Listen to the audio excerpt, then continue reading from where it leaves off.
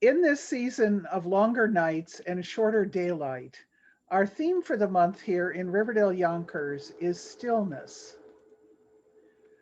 I'm going to begin by inviting you to a few minutes of focused attention together using a guided meditation I've adapted from one written by Sherry Woodbury. I invite you to enter a period of quiet. You may wish to adjust your position. I suggest maybe you figure out how to get your spine straight, your body relaxed, maybe your hands resting gently in your lap. I would suggest that you close your eyes and shut out all of the distractions of the light. And let us begin by taking a few deep, slow breaths.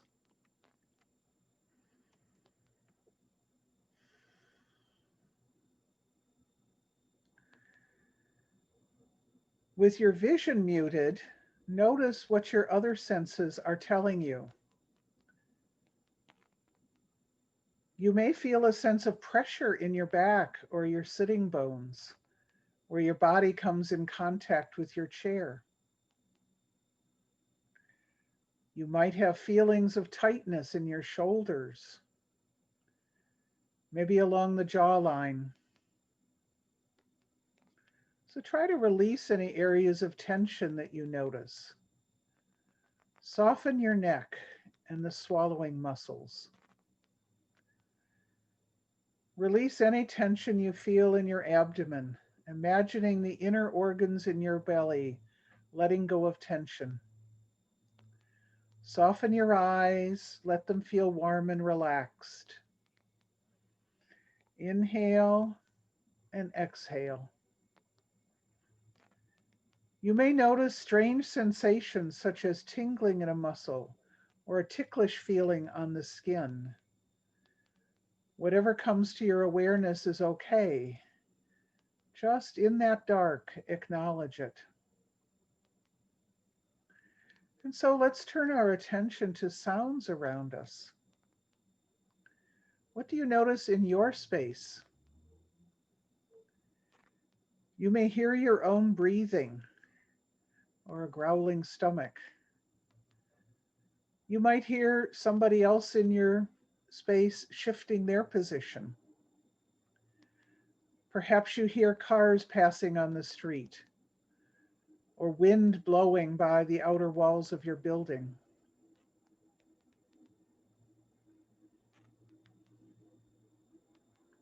Having acknowledged these outward sounds, let's turn our focus inward.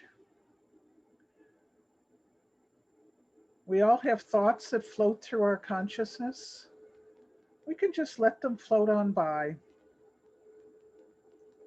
Feelings might bubble up from some deeper place with you.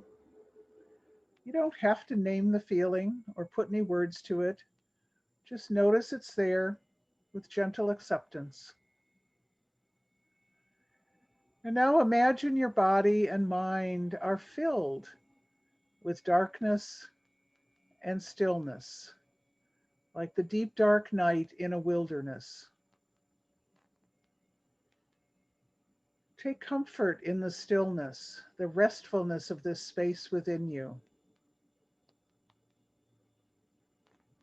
Don't try to make anything happen, just rest into this inner darkness, knowing that you are safe in the darkness. You can simply be. Breathe in and breathe out. In the quiet corners within, I invite you to sense the healing powers of your body, the amazing ability of our soft animal body to restore damaged cells, to create new healthy cells, to bring balance to systems that have gotten out of whack.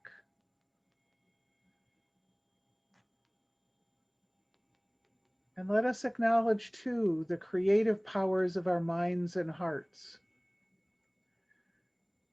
From our inner regions comes all poetry, all music. From the inner dark emerges all sculpture and dance, all the art and cultures that are the heritages of humanity. Even consciousness itself comes out of that darkness. Consciousness, that great unsolved mystery of science, resides in the deep unknown of ourselves.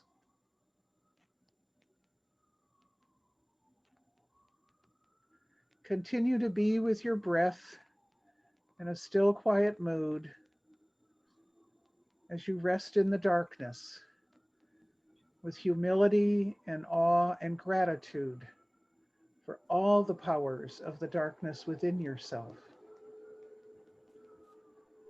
And then slowly be here now. Come back to the group. Open your eyes.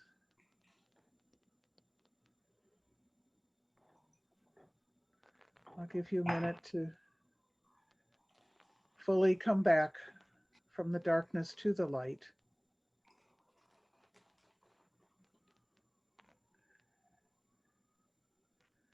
Okay. I've always had very mixed feelings about wintertime. And this year, I suspect it will be even more of a mix.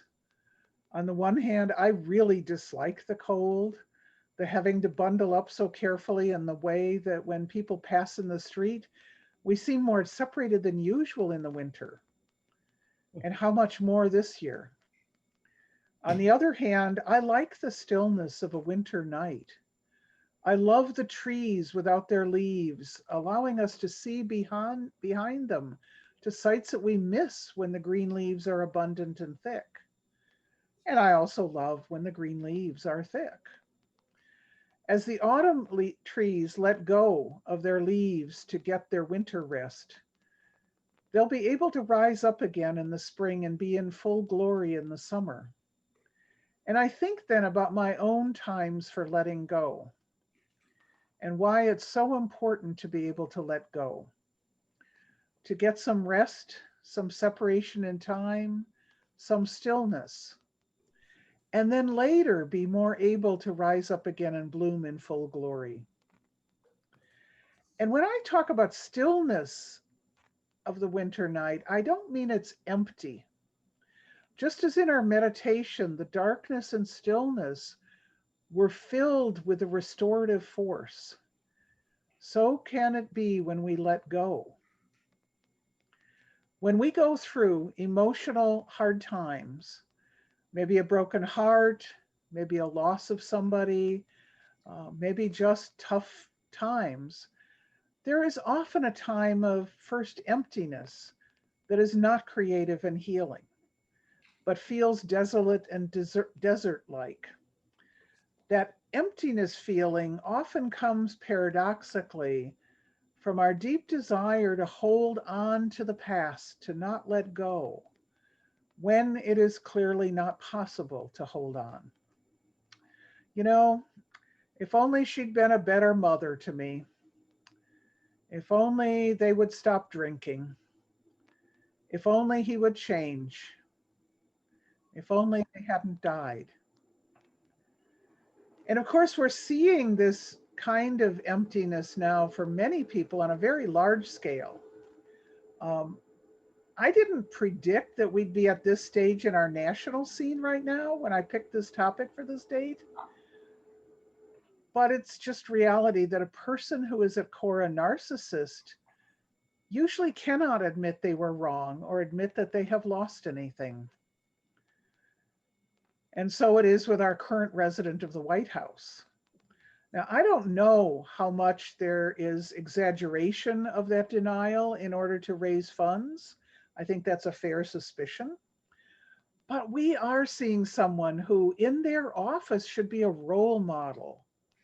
Instead of being a sore loser, denying reality, getting others to deny reality, acting mostly as if reality hasn't happened. That's what it is with being stuck in wanting the past to be different or denying that the past was what it was. It means we not only feel the disappointment, distress, even trauma of the loss itself, But when we hold on to it, we feel it over and over and over again. And as the Buddhists have taught for centuries, becoming attached, including to what was, but no longer is, that itself is another cause of suffering.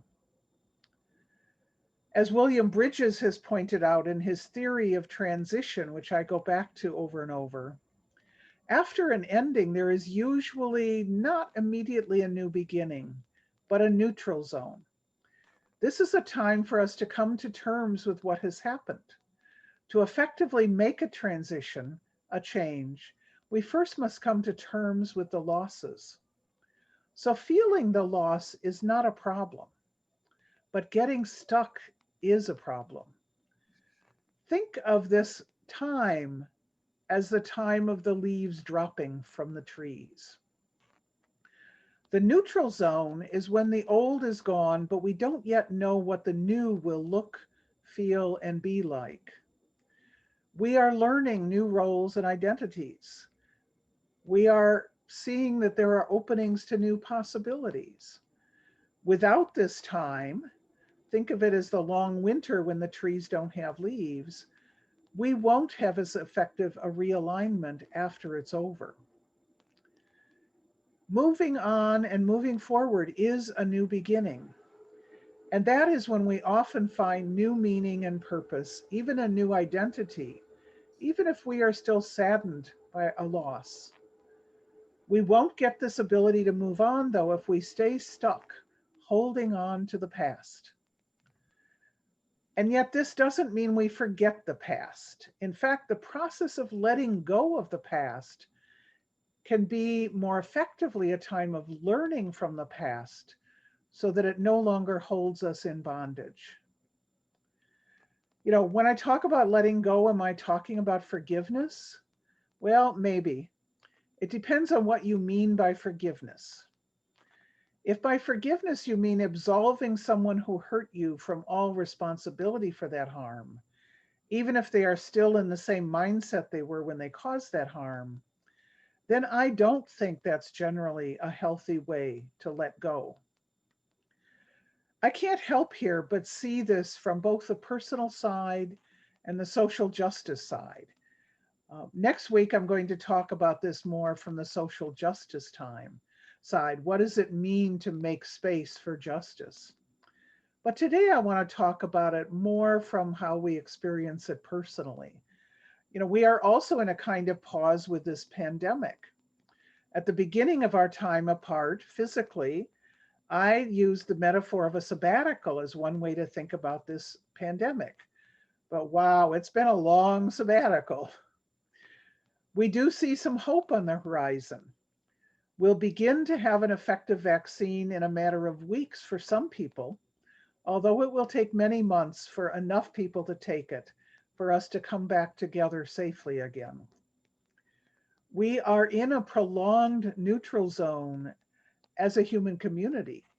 We've all had to let go, unwillingly or willingly, of our usual ways of doing things, and we've had to find new ways. I acknowledge as well that the seasonal lack of light for some people adds to the risk of depression in such times. Situational depression can be linked to holding on to the past, and a kind of letting go can be helpful. Situational depression can be exaggerated when we are not willing to let go of the idea that the past could actually be changed. Now, clinical depression is another matter, and I always recommend professional help with clinical depression. Many of us have lost loved ones in this pandemic, and more may be lost yet. Those of us dealing with that will have our separate mourning, including coming to terms and accepting that that loss has happened before we can move on. And moving on can take many forms, including working to see that others don't have similar losses. I admire so much the many students from Parkland, Florida. They are not holding on to their fear and terror, and even though they're not letting go of the memory and what they've learned, but they are transforming that fear and terror and moving on to trying to make a different world. What are some of the ways that we can let go? What makes it easier to accept what is so that we can move on to creativity and imagination and the new? Well, the first I would say is practice some kind of mindfulness. I noticed how many of you who shared talked about some kind of mindfulness practice. Mindfulness is actually any practice, not just meditation, where we deliberately focus in the present moment without judgment, rather than nurturing our pain about the past or worrying about this, the future, or moving to a stage of fixing things. That kind of acceptance I'm talking about requires the skill of being able to focus on the present. That's one reason I started with that guided imagery time today. Even mindful breathing can help develop this skill, staying in the moment without judgment on purpose. It also, mindfulness practice, literally changes your brain and nervous system to a state where you're better able to draw on your rational brain and your healthier emotions. So, the second way of dealing with letting go, of being able to let go, is to establish good boundaries. Staying connected to those who can be supports in such a time is important. And even there, making clear what you can and cannot accept right now is crucial. Be assertive. But in this kind of time, especially if it's having left a relationship that wasn't working, if someone tries repeatedly to violate your boundaries, you need to strategize, sometimes with a friend as a sounding board, how you're going to handle that. Are you going to be able to respond with kindness and empathy, or do you need to limit contact with that person for now? So boundaries are crucial. Third, to let go, you have to allow yourself to express and embody your feelings. Find a safe place and time to scream. Find ways to help you cry. Watch a really sad movie. Write letters that express your rage and then burn those letters. The burning of them can be delightful. Fourth, find some rituals to channel your letting go. A memorial service for someone you love is very important in this time, even though in this actual moment in history, it often has to be virtual. And even if you're going to do a more complete one later, people do need to accept death. And memorial services are a kind of ritual that does that in a healthy way, that doesn't deny the death or imagine it requires to adjust that you have to forget the person. Letting go, in fact, may need more remembering than denial does. Another ritual many find helpful is writing down on paper what you really wish were different about the past, and then burning that paper. So, fifth, look within to your beliefs to unpack where your fears are rooted, if your fear is still strong. Fear is one of the ways we have of staying attached to the threat that we are trying to let go of. Journaling or talking with a trained counselor are both ways to figure out where that fear is rooted. And then you can deal with whether those beliefs are justified or not. The sixth way to deal with it is to reframe and look at what your learnings are from the experience. That doesn't deny the damage that may have happened that you're moving on from, but it does help you accept that you are where you are. I've learned from some of the traumas in my life how much I value truth telling. I've learned that I have the strength to walk away when someone is hurting me. I've learned that I can survive what I go through by making some conscious choices. So reframe the experience. What do you know that you didn't know before the loss? And then recognize that learning as a gift, even if the experience was not at all a gift. And seventh, depending on whether you're an introvert or extrovert, you're recharged by being alone or being with people. So you do need to recharge. And I recommend doing a little of each, being alone and being with people, and seeing which one helps you most in feeling relief and in feeling acceptance. And eighth, recognize that in whatever happened in that past, you did the best you could with what you knew at the time. Blaming yourself is a way of holding on. While you can, as I already said, look at this as a learning experience so that you won't do the same kind of thing again, you can also look back and say, I did the best with what I knew then. And ninth, also give up the need to be right and to have other people recognize you as right. Especially with relationships that are ending, you may never get that recognition from another person. Accepting that can be hard. And it is a kind of letting go itself to accept that in someone else's eyes, you will never be right.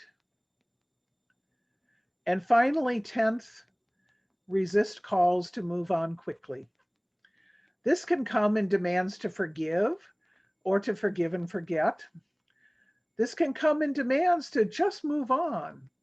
And if you don't do that, and if you do that, move on before you have really let go, you really won't be moving on. Sometimes you have to let go, even of letting go for a while. So, with this pandemic and with this change in the political situation in the United States, most of us right now are in some kind of a neutral zone, a between times. That past is not yet gone, and the future is not yet here. That future is not going to be perfect or easy either. Personally, after a loss or even positive change, um, we can be in a neutral zone. And as a social body, after any major change, we can be in a kind of collective neutral zone. And so December is a good month to be in the stillness and to let ourselves be there, to value the darkness where we can't see, both because of the symbolic trees without their leaves, that helps us in December to remember this, and because it is simply a reality this December that we're in a national transition time between presidential administrations, seeing glimmers of hope for an effective coronavirus vaccine. Take time to experience that stillness of the between time, though, with more curiosity than grasping. We will soon move on to imagining the future and then to acting differently. And we will begin to do that bit by bit. But this is a time for stillness. The very old proverb is applicable here. Still waters run deep. Just because there's this neutral zone, a kind of stillness, of pause, this settling in and figuring out who and what will be going forward, this stillness doesn't mean that there's not a lot going on deep down. Letting go isn't about doing nothing. It is about a time to readjust our perspective, recenter the values that matter most. It's about beginning the activities that will lay the groundwork for the next, more creative, more active stages, that blossoming of the buds on the trees. We are where we are in this present moment of time. We will not be able to change the past no matter how much we dislike what has happened. That past was. Letting go doesn't mean we don't think it's important or even still has impact. It means we don't get stuck there. We eventually need to move on to build a better future than we've had as a past. We need to move on to repairing the harms and building new and creative human community.